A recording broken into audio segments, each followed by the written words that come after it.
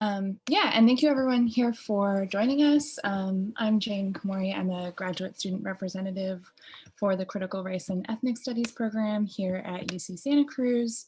And I'm so excited for this discussion today with our wonderful presenters and with all of you. I know it's going to clear up a lot of questions and confusions that come along with the task of publishing, especially for emerging scholars. And I know also that our presenters are going to offer us plenty of insight and inspiration into publishing in ethnic studies and adjacent fields, and specifically with the Journal of Critical Ethnic Studies. I just have a couple of housekeeping things for right off the bat. There will be some time for Q&A towards the end of this session. So please take note of all of your questions and feel free to pose them in the Q&A box and we'll keep an eye on them. And also, as I mentioned, the event is being recorded and we will post the recording to the CREST program website. So please feel free to review it again later and to distribute it widely. And last but not least, I want to thank this event's sponsors, who are, of course, the Critical Race and Ethnic Studies program here at UCSC, as well as the Center for Racial Justice, which is also housed at UCSC, and the Journal of Critical Ethnic Studies. And I'm going to pass it off to my co-graduate representative, Talib, to introduce our presenters. Thanks. Awesome. Thank you, Jane. So I have the pleasure of introducing our panelists today. And the first is Neda Atanasosky, who is Professor and Chair of Feminist Studies and Professor of Critical Race and Ethnic Studies here at UCSC. She is currently the co-editor of the journal Critical Ethnic Studies and the founding co-director of the Center for Racial Justice, also at UC Santa Cruz. Atanasosky is the author of Humanitarian Violence, the U.S. Deployment of Diversity, which was published by University of Minnesota Press in 2013, as well as Surrogate Humanity, Race, Robots, and the Politics of Technological Futures, which she co-authored with Kalindi Vora from Duke University Press in 2019. She's also the co-editor of a 2017 special issue of the journal Social Identities, titled Post-Socialist Politics and the Ends of Revolution. Neda has published widely on gender and religion, nationalism and war, human rights and humanitarianism, and race and technology. Our second panelist is Christine Hong, who's Associate Professor of Literature, Director of Critical Race and Ethnic Studies, and co-director of the new Center for Racial Justice here at UC Santa Cruz. She's the author of A Violent Peace, Race, Militarism, and Cultures of Democratization in Cold War Asia and the Pacific, which was published by Stanford University Press in 2019. Along with Deanne Borche-Liem, she co-directed the Legacies of the Korean War Oral History Project. She serves on the board of directors of the Korea Policy Institute, which is an independent research and educational institute. And she's the co-editor of the Journal of Critical Ethnic Studies.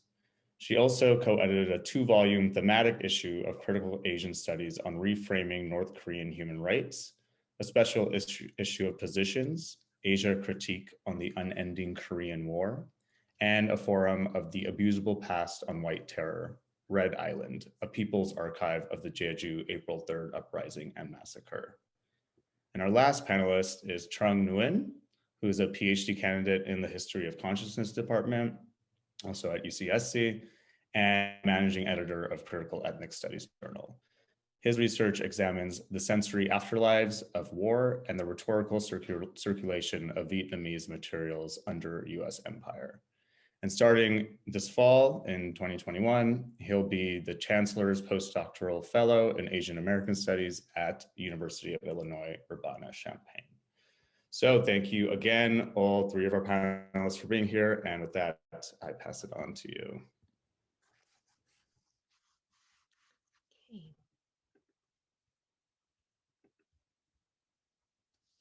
So I believe that I will begin. My name, again, I'm Christine Hong, and I will speak about the changes that Neda and I have made as the 3rd generation of editors of Critical Ethnic Studies.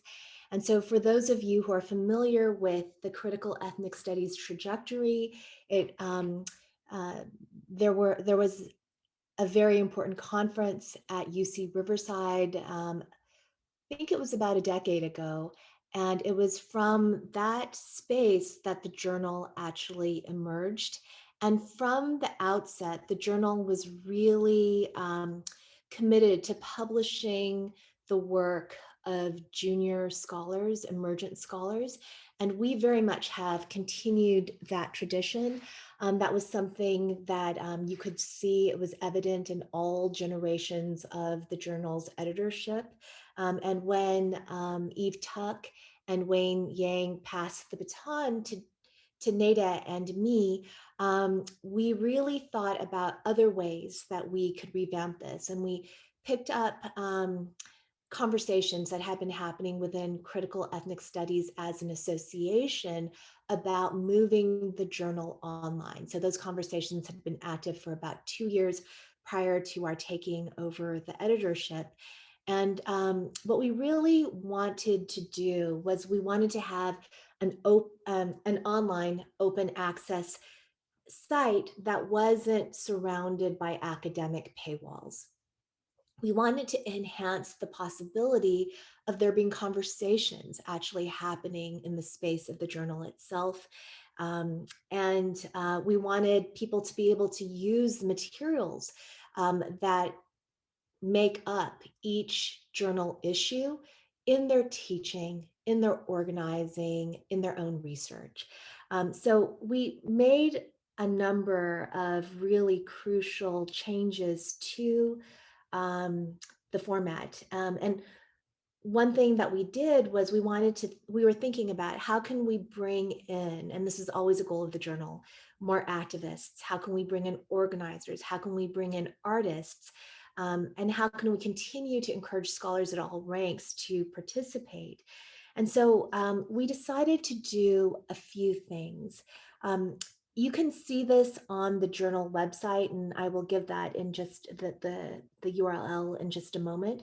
But we decided that in addition to the standard academic peer-reviewed essays, the sort of standard requirements of essays are between 6,000 to 8,000 words, you know, produced in accordance with existing style manuals. We use Chicago, that kind of thing. In addition to the peer-reviewed essays, we wanted to actually begin every single issue of critical ethnic studies with an interview. And the interview would be with an activist or an activist collective that is organizing around racial justice. And so the reason that we wanted to do this is we wanted to demonstrate the work that was being done on the ground and the criticality of that work, the fact that there's always praxis at play in that kind of work. So we really wanted to center that. And so every single issue from our first open access issue, which was released earlier this year, to every single one hereafter opens with that interview.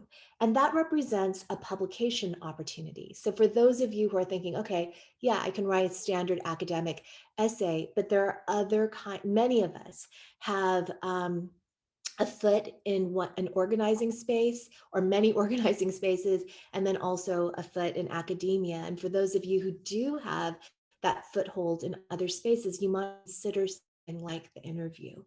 And then the next document that we have in our issue is a curated political educational document. And, the reason that we wanted to do this is we really see critical ethnic studies as centering political education. If you go, and not to just say that critical ethnic studies does this, the very origins of ethnic studies as a field necessarily centered political education. It was those first activists that were fighting for third world liberation who couldn't find what they were proposing in the classes that they were taking, and therefore oftentimes created study sessions on their own. So the second document in every issue is a political education document. This could be a manifesto, a political pamphlet, it could be an archival document, it could be a website, and this should be curated. It should be framed by an introduction, 500 words or less, um, preferably and ideally by someone who's steeped in that particular political educational trajectory. And so one thing that we state on our website is that we want to honor the radical liberatory roots and to highlight the insurgent pedagogical possibilities of ethnic studies as a field. So, this is one way of calling attention to maybe a historical document or calling attention to something that's being used in organizing spaces right now and making it available in a multitude of different circles for being taken up, maybe also incorporated in other sort of study session spaces. And then, based on a suggestion that was made at one of our board meetings, we decided also to really, the next kind of document that each issue features is a syllabus. And the syllabus can be individually authored. For our first issue, we had one by Ma Veng in Critical Refugee Studies, or it could be one of, a spate. There has been this extraordinary spate of collectively authored syllabi. Um, Islamophobia is racism. That's one of them. Another one is there was a Ferguson one. There were just a multitude of these syllabi around, and these could be curated again for our site. And the idea about these open access syllabi that are circulating right now is the broadest possible circulation in organizing and academic spaces. And we hope that by being featured on our website, that this too will expand and extend the reach of these syllabi. And we also have other features. Another one is a forum. And it used to be the case that, academic journals have book reviews, and usually it's one person reviewing another person's book. And Nate and I were really trying to think about how could this be more of a dialogue, truly a dialogue. And so what we were thinking about was decentering the idea of just a book, opening it up to a range of different possible cultural works, including films, including photographs, etc., and having a number of people speak to that work. And then if the producer or the author or artist happens to be alive, having that person respond. And so each one of our issues features a forum. And then, given Neda's and my background and Trung's background too, and our former managing editor, Kara Hizatake, we work in geographically multi-sided ways. In some cases, we work with texts that are not even in English. And we're thinking about the criticality of centering and featuring works that are in translation, understanding that translation is a political act that is essential to the dialectic of decolonization and de-imperialization. And so therefore centering a work in translation and or a work from or about the global South. And so these are all features of our journal as we have revamped the journal under our editorship. And as you can see, all of these different kinds of texts, in addition to the standard academic peer-reviewed articles, can be used for political mobilization and teaching. They center exchanges with activists and organizers, and all of this frames the peer-reviewed articles, which are no longer necessarily the center, but are still a component part of a sort of vibrant series of different kinds of texts. Yeah, and so I think that I will, let me see this just a moment. Oh, one other thing that I was going to mention is citational practices. In keeping with something that Wayne Yang and Eve Tuck did. They really wanted people who were contributing possible work to the journal to think about citational practices. And so oftentimes when you look at the citations of a peer-reviewed academic article, you see fields getting reproduced in very normative ways. You see an abiding investment in Eurocentric theory, scholarship, and thought. And so really central to critical ethnic studies, and this is a tradition that was begun by that prior generation of editors and that we are continuing, we really encourage you to think about your citations as reflecting, a kind of decolonial and de-imperializing methodology. And I'm wondering, Neda and Trung, if you have anything that you'd like to add.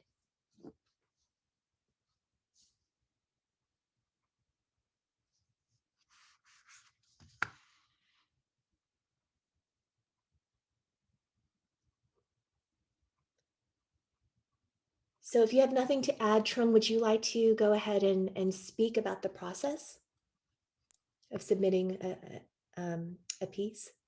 Yeah, sounds great. Thanks so much, Christine. So what I'll do now is talk about the life of a manuscript.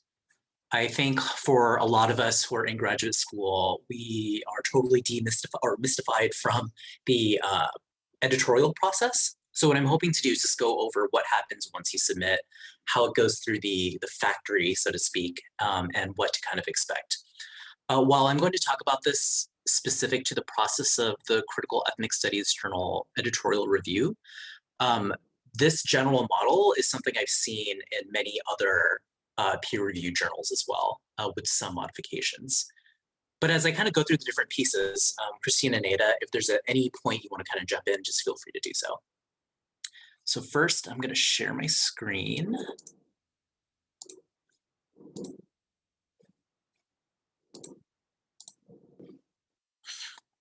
And then I'm going to talk through the different sections. Okay, so here what you should be seeing on the screen is the general pipeline of a peer-reviewed manuscript.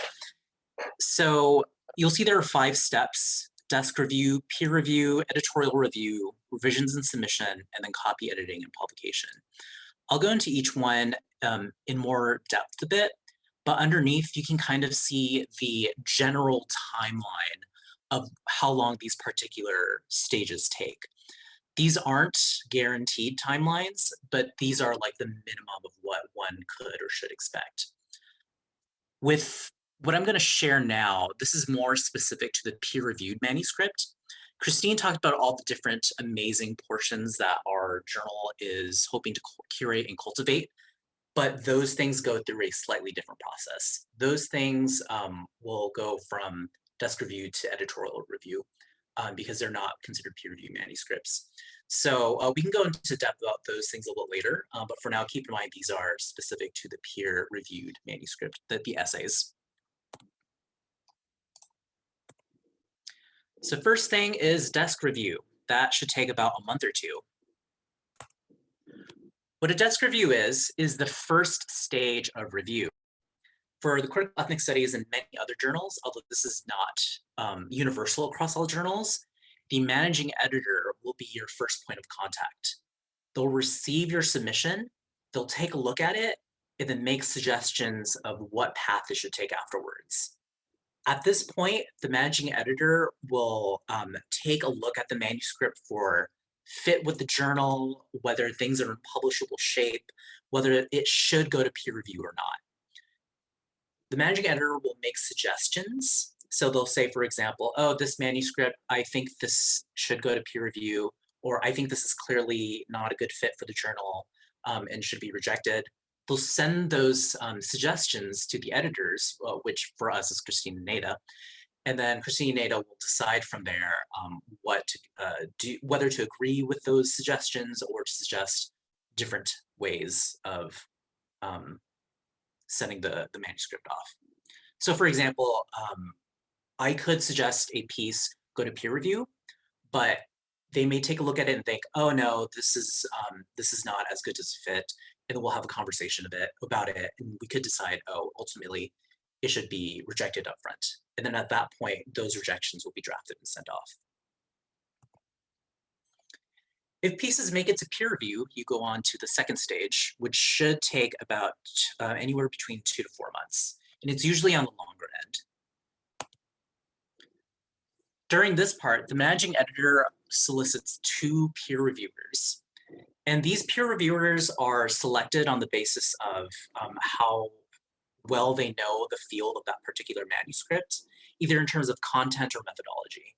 So we try to find people who are very knowledgeable about the particular area being talked about. Once these 2 peer reviewers agree, and one reason why it takes so long is because oftentimes peer reviewers, for whatever reasons, can't review a piece because they're so, they've tapped out on reviews they've done for the year, or maybe they have like a lot on their plate, or perhaps it gets lost in their inbox. So this process takes quite a long time. The peer reviewers will receive, once they agree, they'll receive an anonymized manuscript. So which means the managing editor takes the manuscript that you submit and then removes all identifying information from it, both inside of the manuscript itself and in the metadata. So whenever you submit a manuscript, there's like data in there that indicates like which computer it came from, or like, you know, who the software is registered to. So what the managing editor does is remove all that information, remove anything that identifies who it is, and then sends it off to the peer reviewers. The peer reviewers also receive a set of guidelines, which helps them understand what we're looking for and what is most useful for the editors to think about in terms of reviewing. At this point, the peer reviewers suggest either rejection, revise or resubmit, conditional accept, or accept with minor revisions. A little bit more about these 4 categories. So I would say that the majority, or a large portion of the submissions we get, both at Critical Ethnic Studies and in previous journals that I've worked with, rejection is like the most, is like the biggest portion of the first round, or after peer review. Usually it's because there's a very clear unfit. Like for example, during one of our last open calls, we received a lot of submissions that were very, very specific to questions in like sociology, and there were like no citations or conversation with ethnic studies in it. So that, for example, while it could work in like a sociology journal, it very clearly did not fit itself or articulate itself in the conversations of ethnic studies. So that's one reason why you could get a rejection off the bat. Or it could just be not ready for publication and it's very clear. And you know, this could be due to style or organization or something else. Another big portion of our submissions goes into revise and resubmit. This is, I would say, probably the most significant portion of our submissions. These ones are pieces that we find promising, but they do require some substantial revisions to either form or content. Once it's given a revise and resubmit by the peer reviewers, the editors will kind of take a look at that and agree, and I'll talk about that later. But a revise and resubmit will go back to the reviewers. And then after it's revised, the reviewers will take a look at it and then decide from there whether the author has made enough revisions to make it publishable. The next category, conditional accept. We don't get too many of these, but this sometimes happens. With conditional accept, this is when there are some revisions needed to form or content, but it's not as significant as a revise and resubmit. These are pieces that are quite promising. These are pieces that could be seen published with not as much work as a revise and resubmit, but it's not a clear acceptance off the bat. And then finally, accept with minor revisions. This is extremely rare. I think I've only seen this happen like, you know, once or twice for whatever reason. But these are manuscripts that are just like super polished right when we receive it. The peer reviewers also agree that it's very polished, that it's a very clear fit for the journal, and that there are only minor revisions, and usually this is related to surface level style issues. But again, very rarely do we receive that. So after peer review is editorial review. And I talked about this a little bit when I was talking about peer review. But peer review is the stage when the two anonymized peer reviewers from someone in the field looks at your pieces and submits reports. Once I received, or the managing editor received those reports, I then have a conversation with the editors and I let them know, okay, this piece has been given to peer review reports. Can you go ahead and take a look at them and examine them and come up with your decision from there? So this stage is when the editors look at the peer review reports and the manuscripts much more closely. And then they decide, they compile their comments and then decide whether to reject, revise and resubmit, conditional accept, or accept with minor revisions. The peer reviewers can say one thing. For example, you can get one report that says revise and resubmit and another report that says conditional accept. The editors can use these reports to generate their own decision. They can decide, okay, actually these reports are great, but I believe that it's much more firmly in a revise and resubmit, and that can be the ultimate decision. Usually I've noticed that editors tend to agree with the reports, so the reports weigh quite heavily in editorial decision. Once the editors decide what path the manuscript should take, that's when decision letters are drafted and sent out.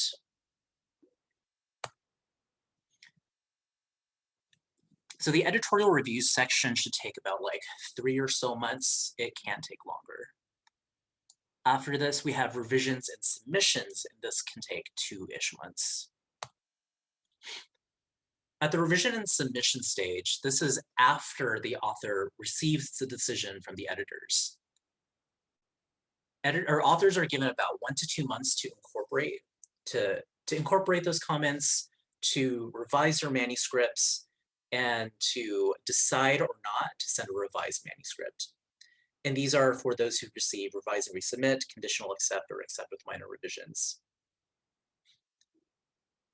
So after the authors make those revisions and then send it off to the editors will take some time to look at the piece again, decide whether it should go back to review or whether it's enough that they make their own editorial decisions to decide, okay, this should move on, or I don't think it's a fit for now. And this is when final decisions are sent out.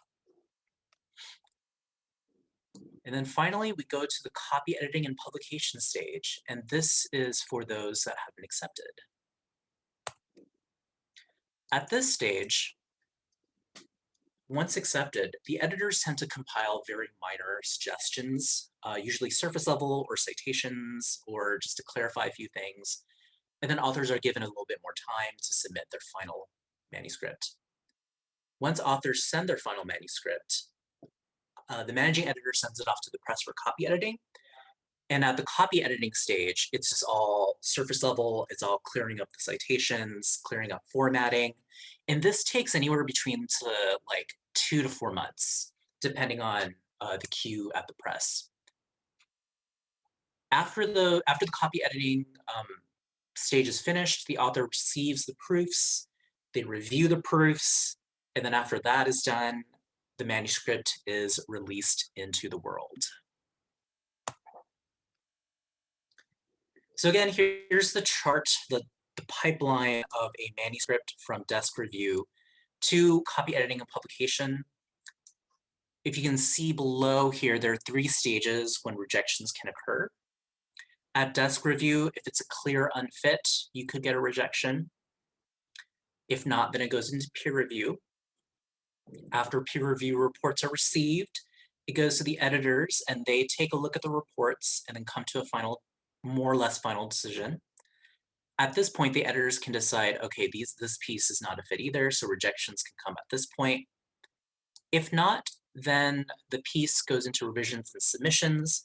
This is when the editors decide, okay, the reports say it's promising, we think it's promising, we want to see if the manuscript can incorporate these comments and be slated for final publication. If not, then it goes into rejection again at this point. If it is decided that it's a great manuscript and it's a good fit, then it gets accepted finally and then goes into copy editing.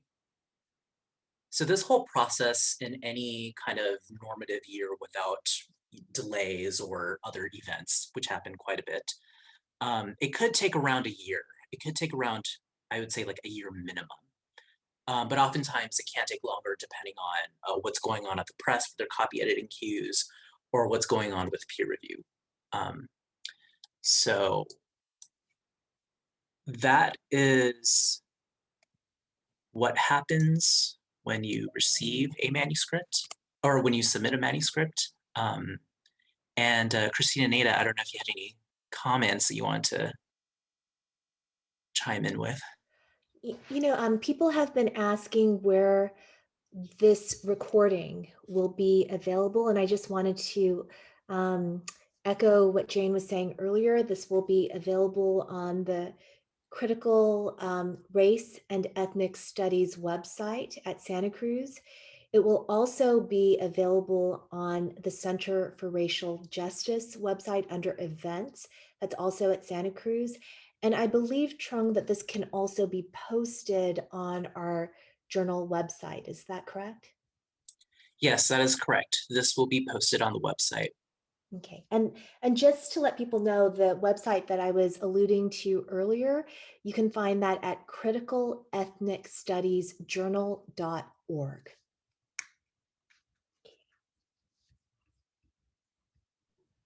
Trung, thank you so much for that really informative presentation.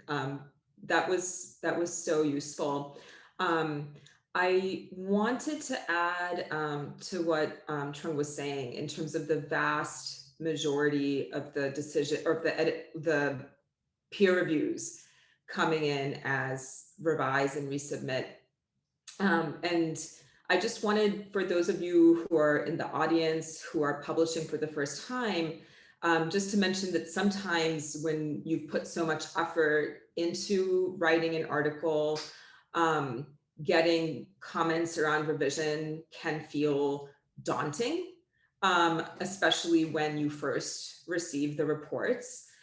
So I always encourage people to read the reports, take a little step back, return to the reports, return to the original article manuscript that you submitted, and really think about how, even if there are comments that you disagree with, even if there are aspects of the report that you think are a misinterpretation of your arguments, those can actually be really great opportunities to think about, okay, well, this person thought I was arguing this, that's not what I'm saying. Where can I clarify that argument? How can I clarify the argument? So, and then also to say that if there are some comments for revision that you absolutely disagree with, when you resubmit your manuscript, you're given the opportunity to also submit a cover letter with that resubmission, and you can actually speak about the choices that you've made around what revisions you've chosen to incorporate and which ones you chose not to incorporate. And that can help us, the editors, understand, but also when it goes back to a peer reviewer, it's helpful for them. And then I just also wanted to add, in terms of, Trung mentioned the initial desk rejection. When you're submitting not just to critical ethnic studies, but also to any journal, it's very helpful to look at what articles they've published recently. And that will help you know whether what you're working on is a good fit for that journal, or maybe it would be a better fit for another journal. It will give you a sense of the kind of material that's getting published, because as Trung mentioned, the majority of desk rejections happen because you send your manuscript to a journal that's not a good fit. Christine, before we turn to the special issues, we received a question about the journal moving online. I was wondering if you wanted to, before we move into special issues, just to say a little bit about that and maybe some of the added opportunities that are there with the new format on Manifold.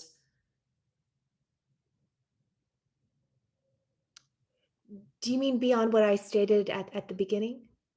Yeah, well, we've had conversations with the press about various possibilities for the platform. So Critical Ethics Okay. is now fully online and on this platform called Manifold. And we just had conversations about some possibilities for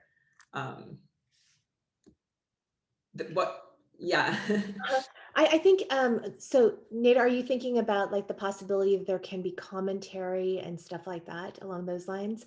Yeah, or even linking to a live conversation that's recorded for the forum, things like that, that we were Right. just. Well, I mean, we've been sort of going back and forth because, I mean, if I'm sure that many of you are not following, or maybe you are, like right-wing news, but um, critical ethnic studies features in a lot of the national debates as a kind of open target. And so we've, on the journal side of things, we have been thinking about to what degree we want to make maximal use of the features that Manifold affords us, which is to say that there can be comments, on each sort of each piece or component part of each issue, which also could lend itself to trolling. But there is the possibility of being able to link, as Nada was saying, to YouTube videos, to making each journal not a static, each issue not a static object, but something that is interacted with thereafter. And so it is an ongoing conversation that we have been having with our board. Yeah. Thank you, Nada. Thanks, Christine. So we did receive a question about special issues. And again, I encourage everybody in the audience to keep posting your questions as we proceed. So I'll speak a little bit about the special issue process at Critical Ethnic Studies. So we publish 2 issues a year. And each year, one issue is an open issue, which means that anybody can submit an article or another kind of publication that we feature on any topic. And then every other issue is a special issue. And so the way that that works is that editors or co-editors approach Christine and me, and we're pitched ideas for topics. And so we select a particular topic. So to give you a sense, so far, this spring, a special issue on borderland regimes and resistance and global perspective, co-edited by Jenny Kelly and Camila Hawthorne, is being published. We also have in the works a special issue on fascism now, and several others. So usually these topical special issues, we're committed to them for several years out. And generally, there is an open call for these. So if you have a piece that resonates with the topic, it's probably a really good idea to submit to a special issue call rather than the open call. And that's for a number of reasons. First, it gives you a kind of advantage in terms of professional networking, especially when you're first getting started. So I know back in the day when I was a graduate student, so many of my fellow graduate students who had their initial publication in a special issue maintained really good contacts with senior faculty outside of their department, outside of their university. And so it's a really wonderful opportunity to interact with new people with whom you have intellectual synergies. And then another advantage is that so often there are various kinds of events that happen around special issues. So for instance, with the Fascism Now special issue, Christine and I, through the Center for Racial Justice, co-hosted a series of panels, and we did this in collaboration with the co-editors of that issue, Alyosha Goldstein and Simone Trujillo. And so there was a public event that allowed the contributors to actually present their paper, receive questions from the audience, And then they take that conversation into the revision process, and it helps the issue be more coherent, but it also helps produce a better article.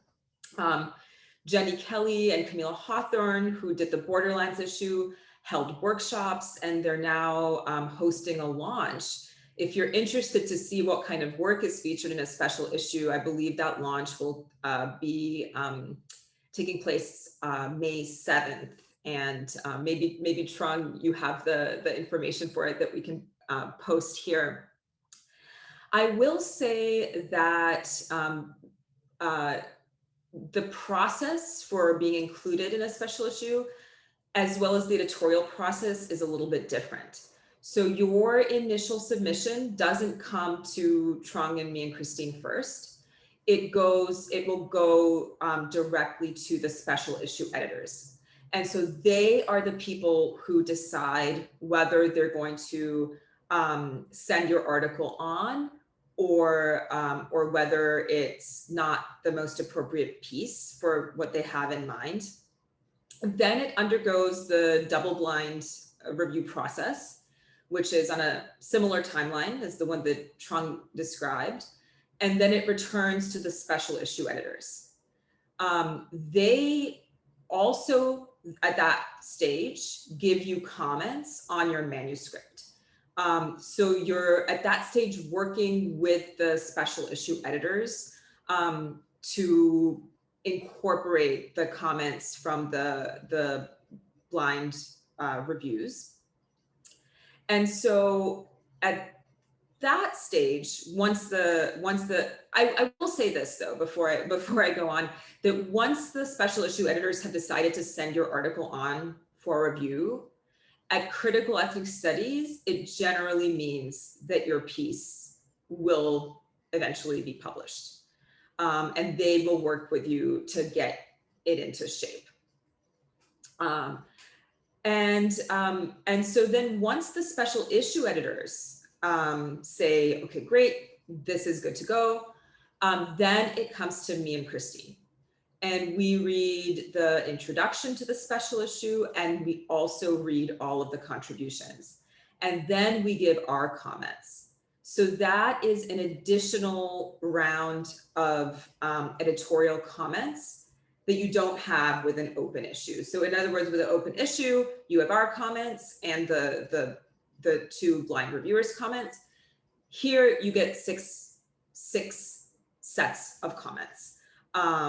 So at that stage, you know, some people might, it can feel like a lot to do yet another round of revisions, but ideally these are minor revisions. I just wanted to make sure that everybody is aware that special issues at Critical Ethnic Studies have that extra level of review.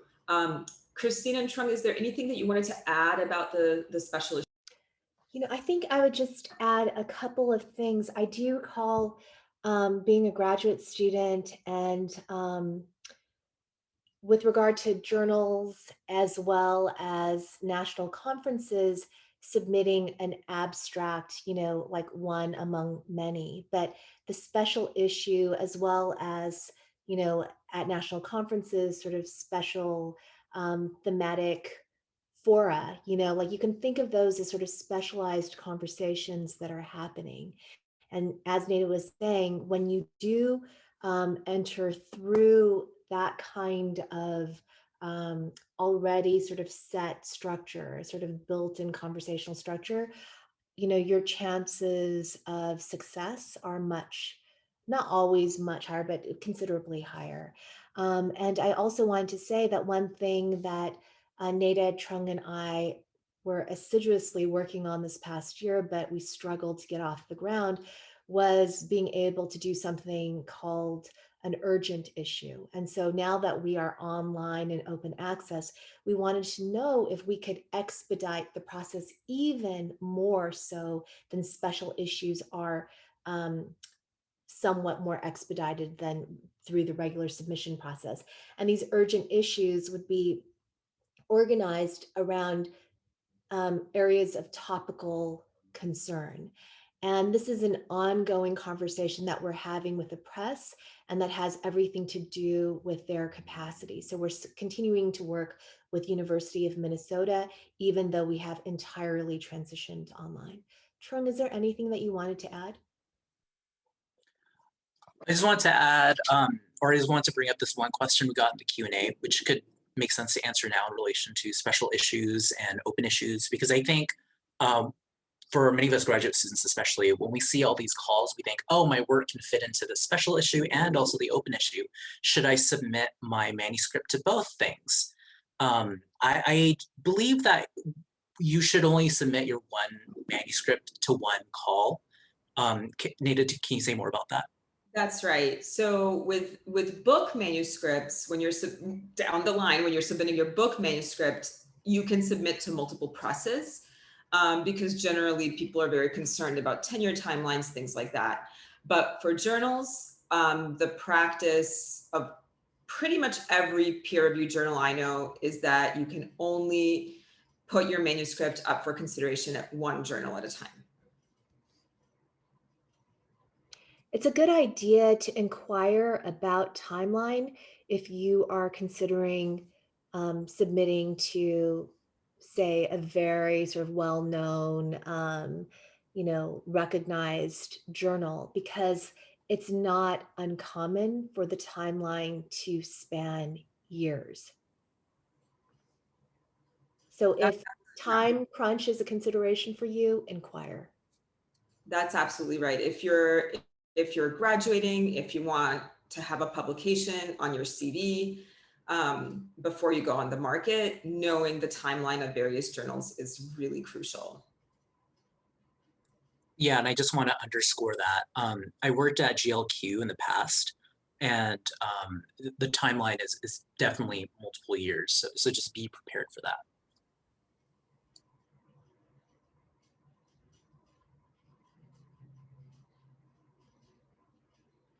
So should we go to the next part where we're going to be discussing about the journal article as a genre, and any comments that you might have about that? Nada, do you want to begin? And Trung and I can add as well. Sure. The thing that I always, encourage graduate students who are looking to publish to think about is how the journal articles as a genre is different from the seminar paper, but is also different from a longer chapter in your dissertation. So whereas in a seminar paper, one is generally having to think about a particular set of texts that you've read in a seminar. In a journal article, you're really trying to get pretty much one argument across in a nuanced way.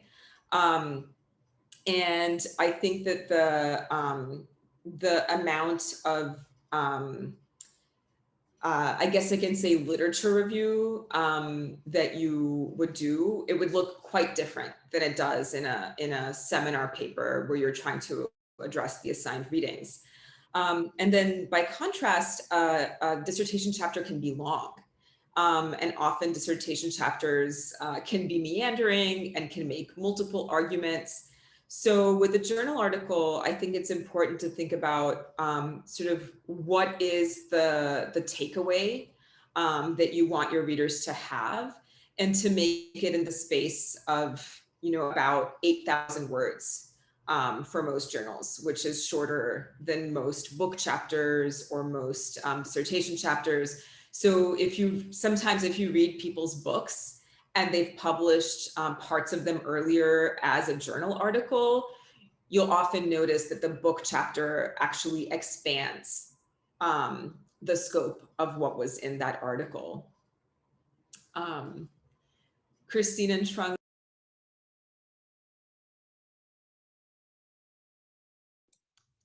Oh, go ahead, Christine. It's okay, Trung, would you like to? And then I'll go after you. Yeah, I was just going to talk about my experience publishing an article. So my first peer-reviewed article that I published through, it came out in January, and that came out in Critical Ethnic Studies. And this experience was, I learned quite a bit from it. And I would emphasize everything Neda is saying. It used to be, it was first a dissertation chapter that I turned into an article. And that process took like over a year for me to kind of work on and to get it into shape, to have be publishable as a standalone journal article. Because the original piece as a dissertation chapter did all those things that Anita was talking about. It was talking through multiple different arguments at once. It was going through many different objects. There was a lot of processing that I was doing in that draft form, right? By turning it into a journal article, what I had to do is really kind of take a few steps away from it and think, okay, well, what is like the thing that I want people to come out of it with? So the thing I want to kind of emphasize with that is that there's a lot of revising, right? There's a lot of writing and rewriting and rethinking. And, this comes from even before you first submit all the way through the peer review reports. Because when I received my reports, for me, it was very, very shocking to receive it the first time. I was like, oh my goodness, like, can I really address all these things? And, I took those reports to me and, okay, well, here's what they're seeing works really well. And here's some things that they want to see more clarification on. So at that point, I had the choice to kind of make, okay, well, what do I want to do with all of these, right? The other thing I want to point out is in a lot of the pieces that we see either get rejected after peer review or in the peer review reports, one of the biggest critiques, and this is something I got in my article, was that there was way too much literature review, right? There was way, way, way too much. All of that is helpful in a dissertation chapter, but in the article, what the reader wants and what the reviewer wants is for your voice to shine. They want your arguments to shine. They want your interpretations of the objects to be foregrounded. They want your novel analyses to be the main star, right? And once I got that point understood, I was like, oh, wow, okay, this becomes a lot more easier to write and rewrite. So a lot of my revision process was just taking out a lot of the literature review, which, I had to like really mentally, unblock myself from doing. So I just took out a lot of the literature review. And then once that was gone, or really, really significantly reduced, then it became much more well-formed as a standalone journal article. But yeah, so again, just like let your own voice and your own analysis kind of shine in it, kind of minimize the literature review, and then also know that it will take multiple rounds of revisions. I appreciate so much what you're saying, Trung, about your own experience. I would say too that you might think about the space of a journal article as well as the courses that you design and teach on your own as a graduate student advisor versus a TA for someone else's class as a place where you can demonstrate expertise in a certain area. I think this is especially important if the work that you do as a scholar is interdisciplinary, and yet your dissertation focuses somewhat narrowly on only one area of your many areas of interest and expertise. So, you can view the occasion of the journal article as a way of demonstrating and speaking to commitments in areas other than are demonstrated in the space of your dissertation itself. And I totally agree with Trung. And maybe I shouldn't say this, but some places, if you are in grad school, some places by default you're more autodidactical than probably you should be, And so I learned a lot of things the hard way through trial and error. And I think that when Trung is saying, let your interpretation shine, that's absolutely true. So, oh, sorry. So instead of leading with someone else's authority, and I'm not saying to arrogantly minimize other people's work or their important interventions. It's just make sure that your argument is what leads, in the space of your journal article. And also make sure that you're not simply asserting, maybe this seems really basic, but make sure that you're arguing, Okay, like instead of simply stating and leaving it at that, make sure that you sustain that through a carefully mounted argument. Um, I think this is something that I learned the hard way. Minimize citation. Minimize citation where and when possible. Really, like Trung is saying, allow your own voice to shine. And I would also urge, like, even if you get copious feedback, it actually might be that in the case of implementing and incorporating that feedback, that it doesn't entail a fundamental restructuring of the entire piece. It might be that certain types of gestures or a certain kind of raising forward of argument is all that is necessary. Maybe all that you need is an additional paragraph. So this is just to say, don't be paralyzed by the feedback that you get. And I think that it's always a useful intellectual exercise. You don't necessarily have to have this in the space of the journal article itself, but I think it's a useful intellectual exercise to think that you are arguing X in order to get at Y. Okay, and like to think about the upshot. You know, you don't necessarily have to schematically frame it or do the entire roadmap at the beginning of your article, but to actually know your own sort of line of argumentation and to have a sense of the the sort of so what question, really to have some sort of sense of that, but not feel compelled to gesture broadly and untenably in sort of overly universalized generalized directions, but to have just at least internally and then manifested where it makes sense to in the space of the article, a sense of the argument and what you hope to accomplish by arguing whatever you are. Just to tag on to what Christine was saying about that sense of paralysis, and also Trung, what you were mentioning, how overwhelmed you felt when you received the reviews.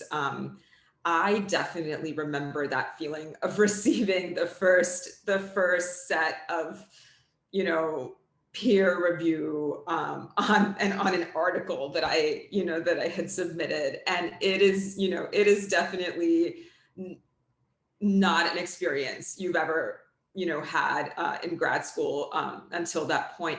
And something that really helped me was showing the reviews as well as the article to my advisor and to my friends and colleagues in graduate school. So I think it's often that's one really helpful way that I've found to be able to process the reviews, and it can actually help you to get at the stakes, to actually focus on elaborating your argument, that Christine and Trung were speaking about, and to get those reviews to help you do all the things that you need to do to make the article strong. Yeah, I appreciate what Neda is saying. You know, when we were speaking about citational practices earlier, your citational practices also demonstrate the intellectual and political stakes of what you're doing by placing you in conversation with a community of people. And then what Neda is saying too, you have that locally as well among, members of your cohort whose advice you trust, your advisor. So, like viewing the writing and the research and the writing as part of also locating yourself within community spaces and availing yourself of the conversations that are available there. So, ideally the feedback that you get from the peer reviewers that you would get from Neda and me also are an invitation to be in conversation in the community of critical ethnic studies.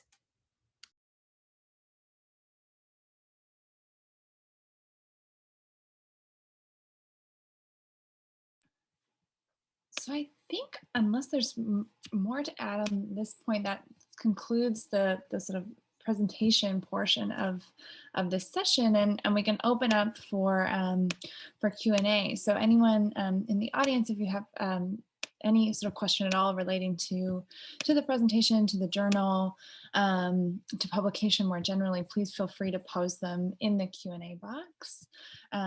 Yeah, we've got plenty of time if you have questions.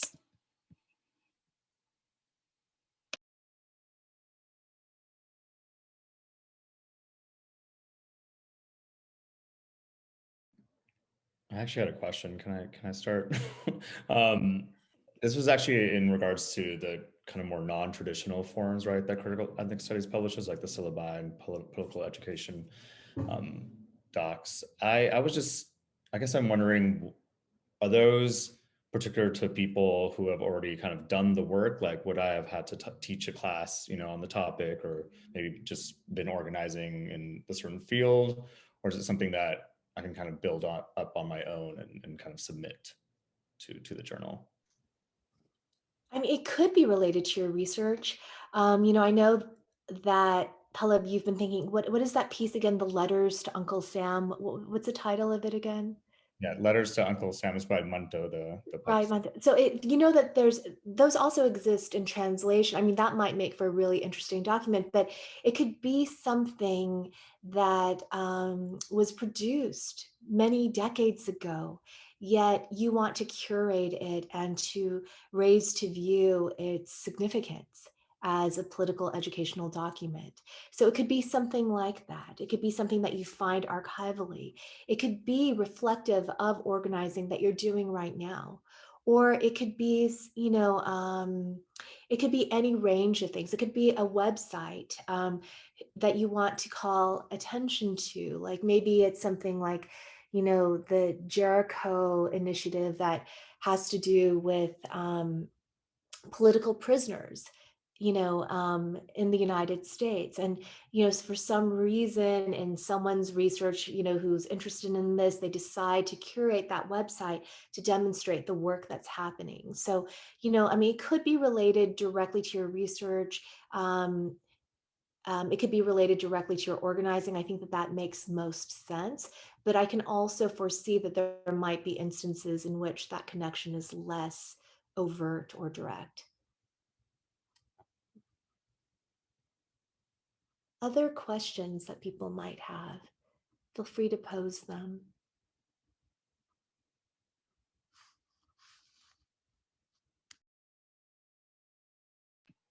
Looks like there's one in the chat from Natalie. How is quote unquote ethnicity as a rather fraught and hard to define term conceived within a journal such as critical ethnic studies? That's a great question.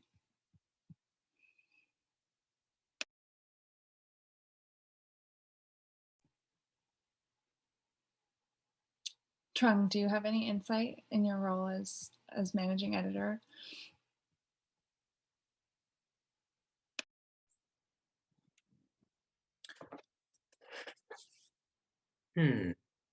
Well, oh, this is a great question. No, I'm just kind of thinking about it.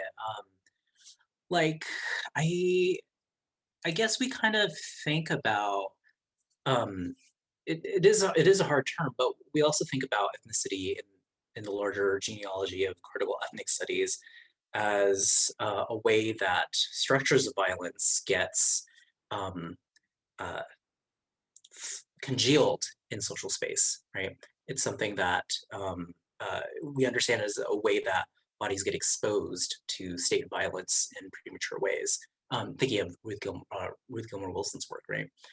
So that's kind of one way. I'm not sure if there's a particular thing you're thinking of that we could talk more about, but I don't know if others have things you want to come in with.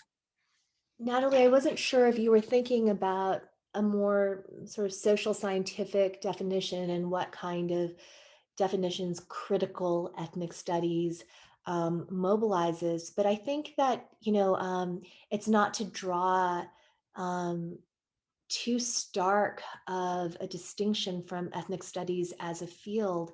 Not at all, not at all, because you could argue that the way that ethnic studies as a field has been institutionalized, represented a compromise, if not to some degree, a kind of shunting to the side of the original political vision of the field itself, but to understand that the way that the field has been institutionalized has lent itself to siloized ethnic studies categories. And to no small degree, what I would say is that critical ethnic studies is a field, while honoring the incredible work that has come before, including in trying to make ethnic studies available in institutionalized spaces, I think the key distinction is that critical ethnic studies really centers racial capitalism and views how not just how ethnicity is produced, but how, to sort of paraphrase Jody Malamed in her brilliant essay for critical ethnic studies on racial capitalism, places ethnicity understood as a kind of geography in a way, a social geography, how racial capitalism places these seemingly distinct social geographies in a kind of collusive and blurred relation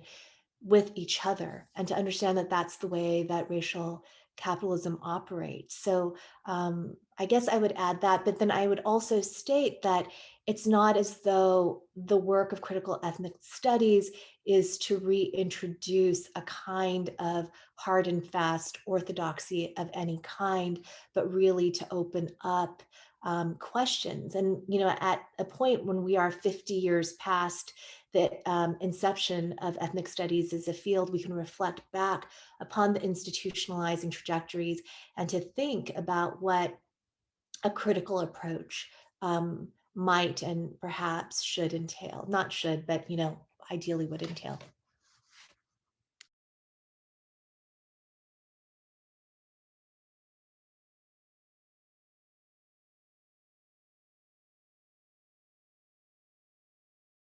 Great. Thank you both for those responses and for the really good question, Natalie. Maybe I'll just pause one more moment in case there's any final questions that anyone would like to pose about whatever has come up over the course of the discussion.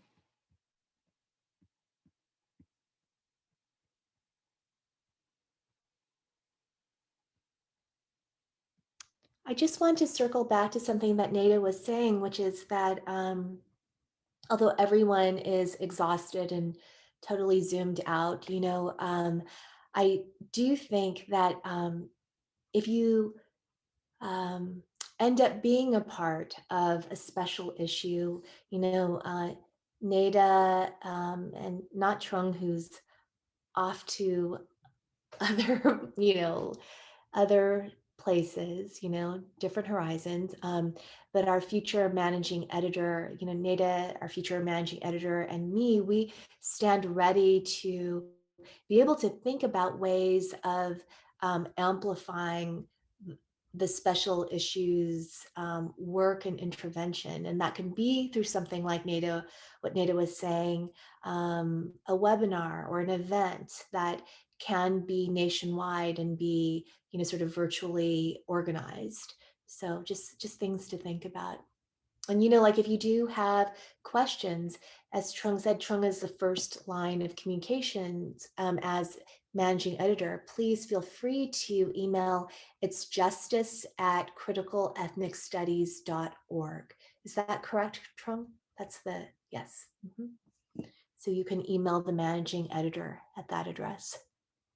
Do you have any other questions? We're so happy to be in conversation with you. Well, it looks, Christine, it looks like there are two. Oh, there are. Okay. That actually follow really nicely on your point. The first one from Ian is actually two really good questions. The first is whether or not critical ethnic studies is open to creative works such as poetry, photo essays, paintings, etc.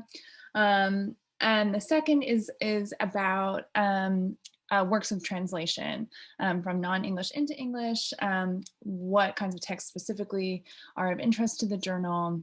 For example, contemporary activisms around the world that take racial capitalism as their center of analysis. So I wonder if anyone wants to respond to either or both of those questions, and then there's another one that we can address. Maybe I can after. take the first part of the question. Maybe you can take the second part of the question. So, with regard to the creative works, I think that, yes, I mean, it's not strictly through analysis, much less academic analysis, that the work of critical ethnic studies is being done.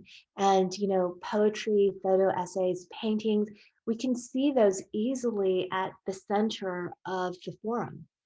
And so if there is, it could be, you can always propose something like that as the center of a forum, but then also suggest to us who might be good interlocutors to be in conversation with that particular kind of cultural work.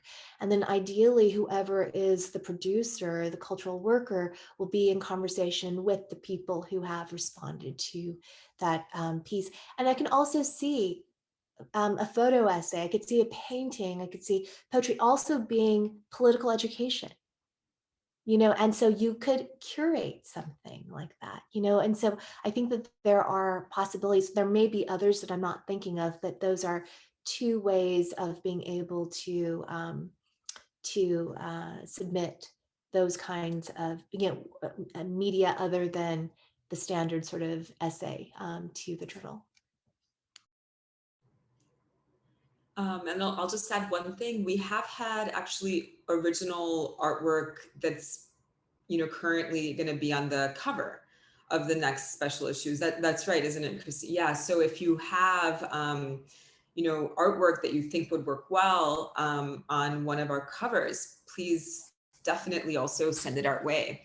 And then in terms of the works in translation, these have come to us in, first of all, yes, what you propose, contemporary activisms around the world that take racial capitalism as the center of analysis, absolutely, but also works that don't normally circulate in the Anglo-American Academy, and that would be really important for pushing critical debates around issues of race. And so these have come to us either as perhaps already in English or commissioned by the journal, but by scholars who are working outside of the Anglo-US Academy. So we had one contribution like that in our inaugural issue. They can be works that have already been translated or works that you yourself want to translate. And if you yourself are doing the translation, you're the translator, we then send that to somebody who speaks the original language, and they review the translation and provide feedback. But yeah, in general, we're looking for works that wouldn't normally sort of circulate.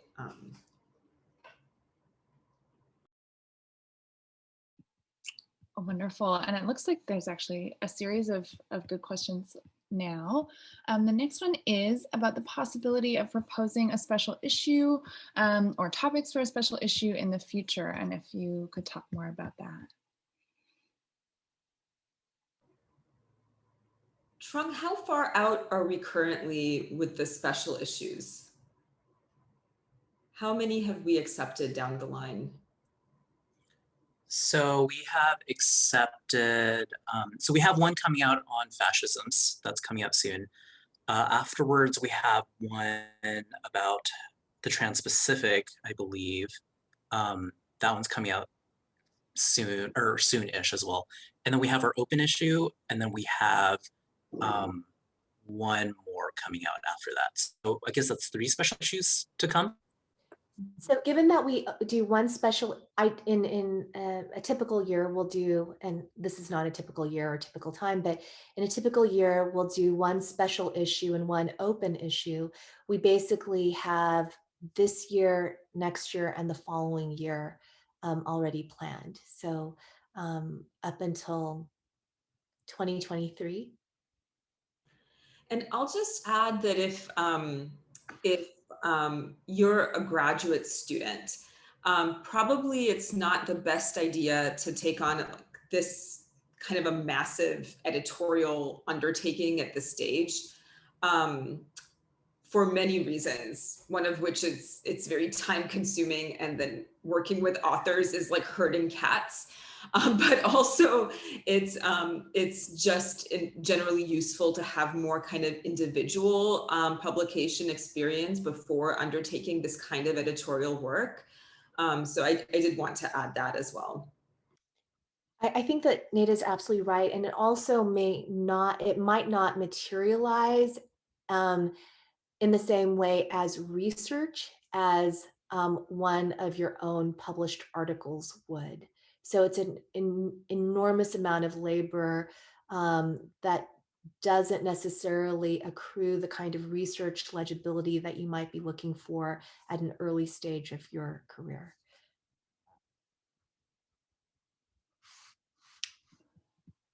Great. And it looks like there's another question. Final one. If there are any others, please feel free to type them in the chat now before we wrap up. It is about how critical ethnic studies distinguishes itself from other journals focusing on similar themes. Also, if you want to name what those other journals are and how critical ethnic studies distinguishes itself, that's part of the question too.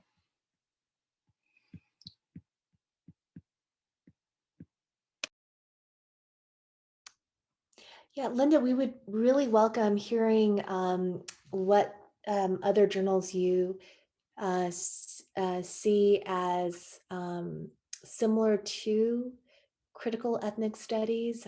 We definitely welcome having a sense of that. But Nada and Trung, do you have any answers? Like, are there journals that you see us being comparable to? I feel as though in making the move online and having the different component parts of each issue, there's something very distinctive about critical ethnic studies as a space. And it's not to say that other places won't be going in this direction. I see other, there are other places that do more forum-like conversations. So there are a multitude of journals and sites that do that. I'm wondering. Yeah, I just want to echo back to Christine's opening remarks and to say that what Christine was speaking about in terms of when we took over and our attempts to really think about the political stakes of critical ethnic studies and to take those to the world of academic publishing and to think about why not actually showcase a syllabus as intellectual work and placing it in a forum that's known that has a particular kind of prestige by in the case of critical ethnic studies by virtue of its association with the Critical Ethnic Studies Association, and featuring that as intellectual labor, featuring political work, and then really, doing more than kind of paying lip service to transnational work in critical ethnic studies and actually featuring work that's written outside of the global north. So I think that and the move to being open access facilitated opening up to publishing different kinds of work. But I think it's also really critical that ethnic studies scholarship, critical ethnic studies scholarship be open access, particularly in this political moment. So I think that all of those things are what I see as distinguishing this journal. I would, yeah, Trung, go ahead, and then I'll add something too. Oh yeah, no, I just want to emphasize from the other comparable publications I've seen, a lot of them either are, or some of them are starting to open up more to things like publishing webinars or having interviews, but they haven't made that full jump that our journal has done off the bat. So I think that's one great way that our journal is distinguished. Mhm. You know, I was going to say that we also cast back to earlier work that was being done, and Nate and I mentioned this in our introduction to the our first the first issue that we got out under our editorship, and you can find that online on Manifold, manifold.umn.edu, and you can look for Critical Ethnic Studies Journal, and I think you can just type it into Google. Maybe we can furnish that in the chat or in the Q&A as well. But there was a journal from about 50 years ago called Crime and Social Justice.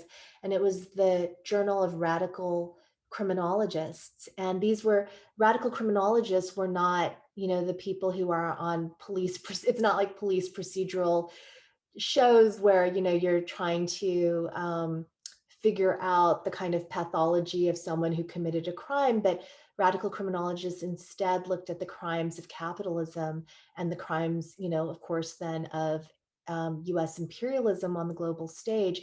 And there was one section of this journal that was called People's Pedagogy. And so Nada and I thought about people's pedagogy, and this was a place where you could include, it was a section called Struggle for Justice under People's Pedagogy that included course outlines, bibliographies of reading materials, etc., but really trying to encourage political education by not hoarding those resources or saying like mine for my research alone, but really thinking about what kind of revolutionary galvanizing effect the sharing of those materials could have. And that really did inform our decision to be able to center not just individual syllabi as had been proposed during our board meeting, but to really think about the Standing Rock syllabus, you know, the Islamophobia is racism syllabus, you know, to think about those kinds of endeavors as well.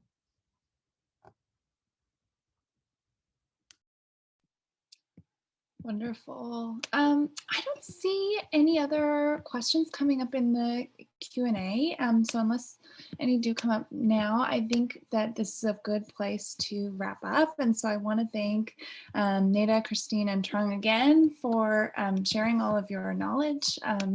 What an exciting talk and so helpful for me and I think for many others. I also want to thank Shantae Larkins for all of her work to put together the Zoom and the advertising for this event. She's also handling the recording, which will be posted as a reminder to the Critical Race and Ethnic Studies program website, as well as to the Critical Ethnic Studies Journal website and the website of the Center for Racial Justice. So you can find it at any of those places. And I know it's a little bit of a clunky format, but the links for those are in the answered tab on the Q&A.